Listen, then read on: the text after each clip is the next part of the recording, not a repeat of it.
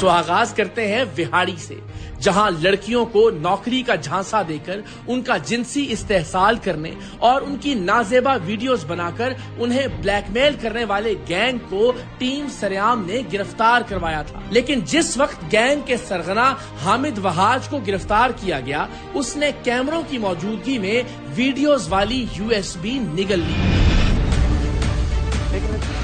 पकड़े पकड़े पकड़े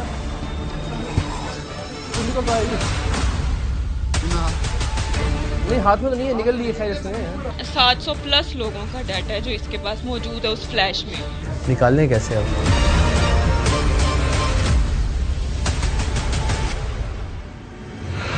ये 50 बार आपको फिजिकल होना पड़ेगा, हाँ आके मिलके, और एक लड़की देनी पड़ेगी। बिल्कुल सर, खुद को सेव करने के लिए, मतलब इस जैसे वो कहता था मुझे करना पड़ रहा था।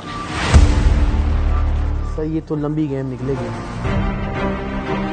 पुलिस और अस्पताल इंतजामिया कई दिन तक इंतजार करती रही कि USB फितरी रास्ते से बाहर आ जाए, लेकिन USB मुल्जिम हामिद की आंत में कहीं फंस गई, जिससे खुद मुल्जिम की जान को भी खतरा था और जाहिर है मजलूम लड़कियों की दाद रसी के लिए USB में मौजूद सबूतों का हासिल होना भी अज हद जरूरी था। लिहाजा एक JIT तश्कील दी गई, जिसकी सिफारिश पर मुल्जिम हामिद को मुल्तान के निश्तर अस्पताल मुंतकिल किया गया, जहां ऑपरेशन करके मुल्जिम की आंत से USB को बरामद किया गया। USB को फॉरेंसिक के लिए भिजवा दिया गया है, जबकि मुल्जिम हामिद अब भी जेल में है। विहाड़ी की तारीख के सबसे बड़े जिनसी स्कैंडल, जिसमें कि टीम सरेआम ने स्टिंग ऑपरेशन के जरिए हामिद वहाज नामी मुल्जिम को रंगे हाथों गिरफ्तार करवाया और मकामी पुलिस स्टेशन में उसके खिलाफ 2 मुकदमात दर्ज हुए। उसके बाद पुलिस ने रवायती जो बेहिसी का मुजाहरा करते हुए मुल्जिम को फायदा देने के लिए एक तीसरी जो नामजद मुल्जिम थी, जो कि एक विक्टिम के 164 के बयान में नामजद किया गया था, जिसे उसे जो है बेगुनाह कर दिया। बेगुनाह करने के बाद कहा कि ये विक्टिम है, इसकी FIR अलग से दर्ज करेंगे, लेकिन पुलिस ने इसकी FIR दर्ज नहीं की। और पुलिस ने जो चालान अदालत में पेश किया उसमें फ्रांसिक जो एविडेंस है उसका जिक्र नहीं किया गया, जबकि फ्रांसिक एविडेंस जो है तकरीबन जो है 15 डेज कबल जो है फ्रांसिक एविडेंस आ चुकी थी, लेकिन उसका अभी तक जिक्र नहीं किया गया, जिससे लगता है कि जो मुल्जिम को भरपूर फायदा देने की कोशिश की जा रही है।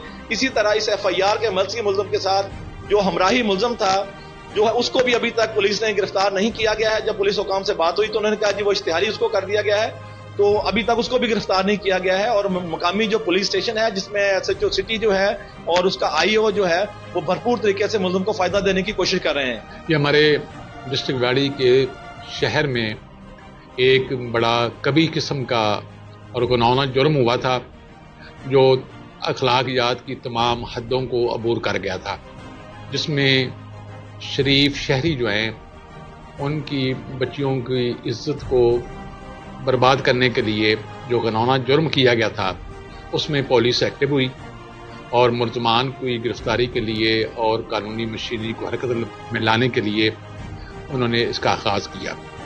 FIR का अंदाज हुआ और जो मरकज़ी मुल्ज़म था हामिद रसूल, उसको गिरफ्तार किया। गिरफ्तार करने के बाद तमाम तफ्तीश के मराहल मुकम्मल करने के बाद तमाम एविडेंस कलेक्ट की और उसको फिर जुडिशल भिजवाया गया।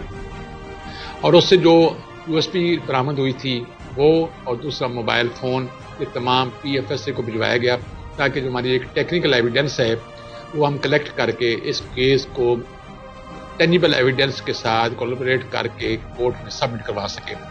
वो हमारे पास PFSA की रिपोर्ट आ चुकी है और फर्दर जो DNA करवाया गया था उसकी रिपोर्ट अभी तक पेंडिंग है। उसके लिए हमने रिमाइंडर भी जारी करवाया। इंशाल्लाह विद इन ड्यू टाइम जो है वो हमें DNA की रिपोर्ट भी मौसूल हो जाएगी और कोर्ट में अंदर वो चालान जो है वो सबमिट किया जाएगा।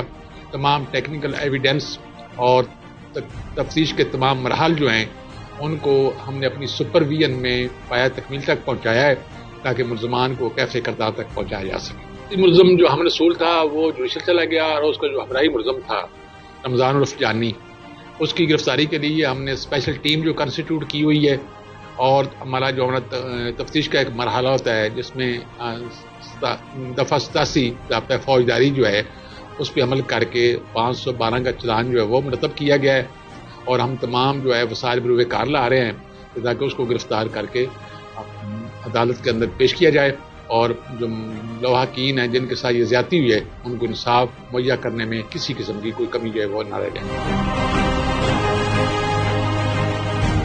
गोजरा की मशहूर सिगरेट पीरनी जिसने एक लड़के का रूप धार रखा था और जो मरीजों के मुंह पर 40-40 सिगरेटों का धुआं मारकर उनका इलाज करने का दावा करती थी, टीम सरेआम ने इसे भी जिला महकमा सेहत और पुलिस के साथ मिलकर बेनकाब किया था।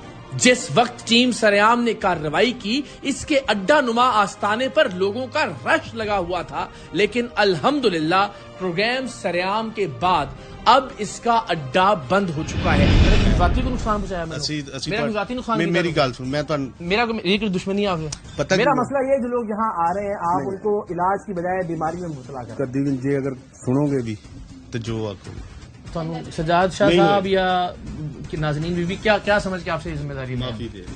चलो सही माफ कर दो। बच्चे हैं आपके? हाँ जी। कितने हैं? 2 से। बीबी किसी डॉक्टर किसी पढ़े लिखे को बच्चे से पूछ लीजिएगा कि जब उसके सामने धुआं इस तरह मार रहे होते हैं ना, बच्चों पे होता क्या है। अपने बच्चों पे भी जुल्म कर रही है, लोगों के बच्चों पे भी आप जुल्म कर रही हैं। चलो बादामी बाग लाहौर में तशद्दुद का शिकार वो बच्ची जिसने हमसायों के जरिए वीडियो बनाकर टीम सरेआम से मदद मांगी थी और जिसका दावा था कि जिनके पास वो रह रही है वो इसके माँ बाप नहीं है, जिस पर टीम सरेआम ने चाइल्ड प्रोटेक्शन ब्यूरो के हमराह जाकर इस बच्ची को ब्यूरो मुंतकिल कर दिया था, बावजूद इसके कि घर वालों का इसरार था कि बच्ची उन्हीं की बेटी है, लेकिन बच्ची मुस्सिर थी कि ये लोग मेरे माँ बाप नहीं है। चाइल्ड प्रोटेक्शन ब्यूरो मुंतकिल होने के कुछ ही दिन बाद बच्ची अपनी रजामंदी से इन लोगों के साथ घर चली गई, जिन्हें वो पहले माँ बाप मानने से ही इनकार कर रही थी। जाहिर है हमें इस पर क्या एतराज हो सकता था, लेकिन कुछ ही दिन पहले बच्ची ने एक बार फिर हमसायों के जरिए वीडियो बनाकर मदद की अपील की है। सरेआम टीम आके जल्दी से भिजा लिया मुझे, मैं इधर नहीं रह सकती, मुझे मार दो इनके लिए। मैं चोरी आई आंटी के पास। क्यों मारेंगे? कह रहे ने जबकि तुम हमारे घर आएंगे जीना हराम कर दिया हमारा। नहीं तो वहाँ से क्यों आए आप? वहाँ से मम्मा पापा ने डराया था, मैं तब आ गई। क्या कहते हैं मम्मा पापा? कह रहे थे हमारे पास आ जाना तो मारेंगे तुम्हें। बेटा ऐसे आपको प्रोटोकॉल मिला, आप क्या कैसे ऐसे हो सकता है? नहीं ना, डराया था मुझे, वकील ने भी कहा था। क्या कहा था वकील ने? वकील ने कहा था तुम्हें हम कराची ले जाएंगे, कराची लेके ना वहाँ रास्ते में ना मार के ना फेंक देंगे।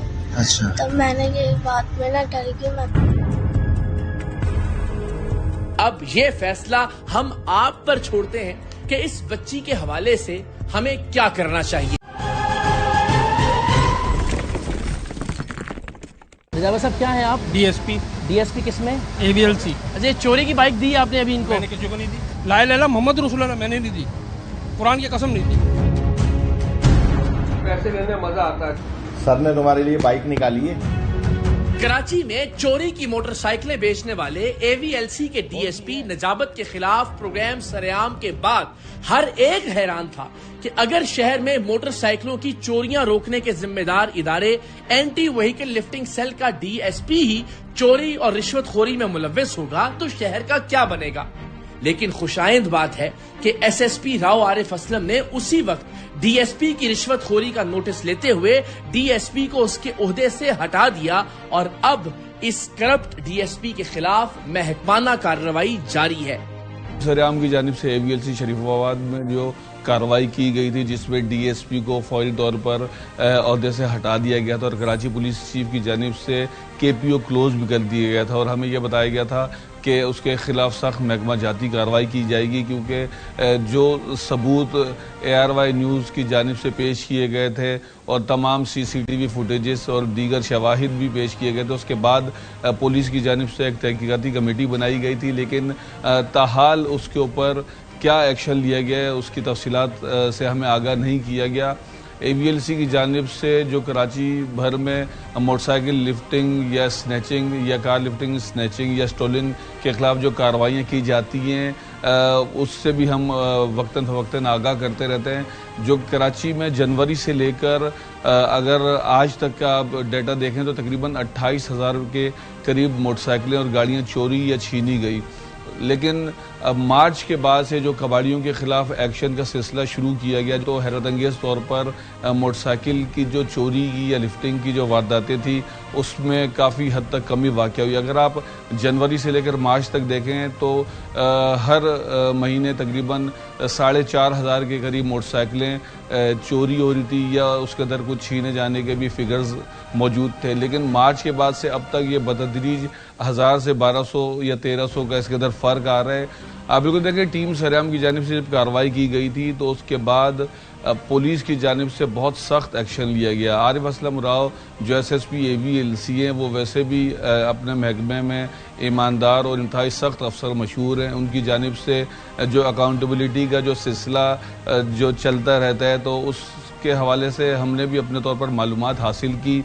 ऐसे एलिमेंट्स तमाम महकमों में मौजूद होते हैं। अगर आप स्पेशलाइज्ड यूनिट देखें, AVLC, AVCC या SIU, इसी तरह CTDO या कराची पुलिस, ट्रैफिक पुलिस, तमाम महकमों में ब्लैक शीप ज़रूर होती हैं। लेकिन अगर अकाउंटेबिलिटी ऊपर से शुरू की जाए तो उससे बहुत ज़्यादा फ़र्क आता है। और जो सरेआम की जानिब पे जब ये ऑपरेशन किया गया था, स्टिंग ऑपरेशन किया गया था, उसके बाद AVLC के तमाम जितने भी DIOs हैं उनमें भी एक खौफ सा फैल गया था, क्योंकि ये रिश्वत सतानी को इतना ज़्यादा इन महकमों में बुरा नहीं समझा जाता। अमूमी तौर पर रिश्वत का सिलसिला चल रहा होता है, लेकिन चोरी की मोटरसाइकिलें फ़रोग़ करना ये एक बड़ा इंकशाफ था। और इस तरह की जो कार्रवाइयाँ मुख्तलिफ मौक़ों पर पहले भी सामने आती रही हैं कि किस तरीके से जो पुलिस के महकमे को बदनाम किया जाता है और इस तरह की कार्रवाइयाँ की जाती हैं जिससे एक इनफरादी काम करने वाला शख्स पूरे महकमे को बदनाम करता है। तो यकीनी तौर पर जो सरेआम का जो ये ऑपरेशन था, उसके बाद इन चीज़ों में काफ़ी हद तक हमने देखा कमी आई है। और SSP की जानिब से जो एक्शन किया गया, उनका ये दावा है कि पूरे महकमे में इस वक्त कोई भी ऐसा काम नहीं कर रहा जिस तरह माजी में सामने आते रहते या जिस तरह इस DIO की जानिब से किया गया।